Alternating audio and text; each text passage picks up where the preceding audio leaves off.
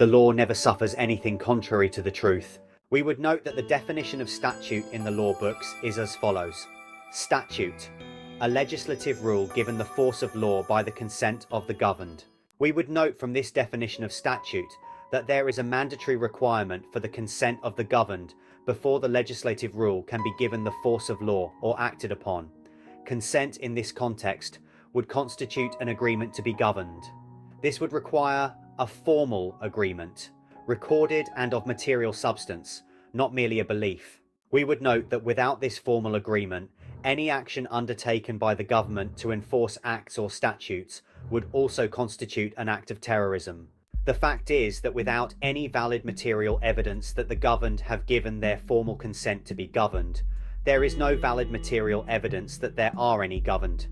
Equally, there can be no credible government with any legitimacy or merit, as one cannot exist without the other. It is fallaciously maintained, however, that we elect the government and that by this method a government exists. To this, we look for the credibility of the election process. For any contract or formal agreement, there is always a means to terminate it.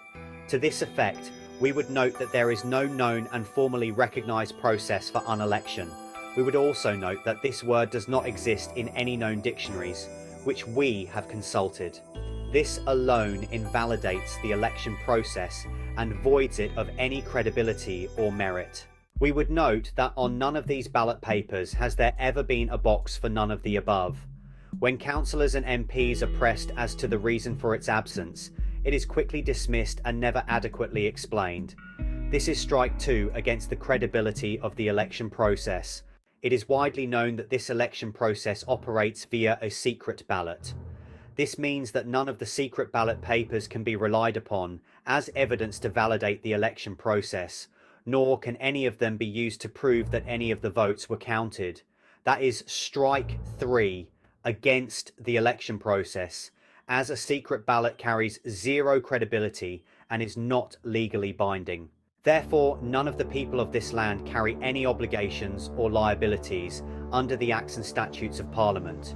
We would note that without any material evidence that everyone in the country has legally and formally agreed to and signed on and for the public record their legal consent to be governed, the claim that HM Parliaments and Governments PLC is a valid government is fraudulent and vexatious in nature, and any claim to authority, or to have any authority, is also fraudulent and vexatious.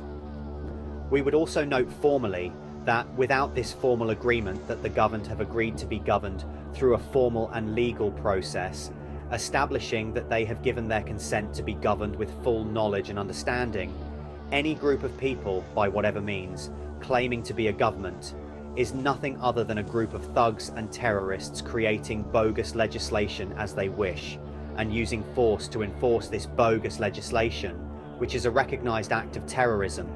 Ignorance of fact may excuse, but not ignorance of law. It is a fraud to conceal a fraud.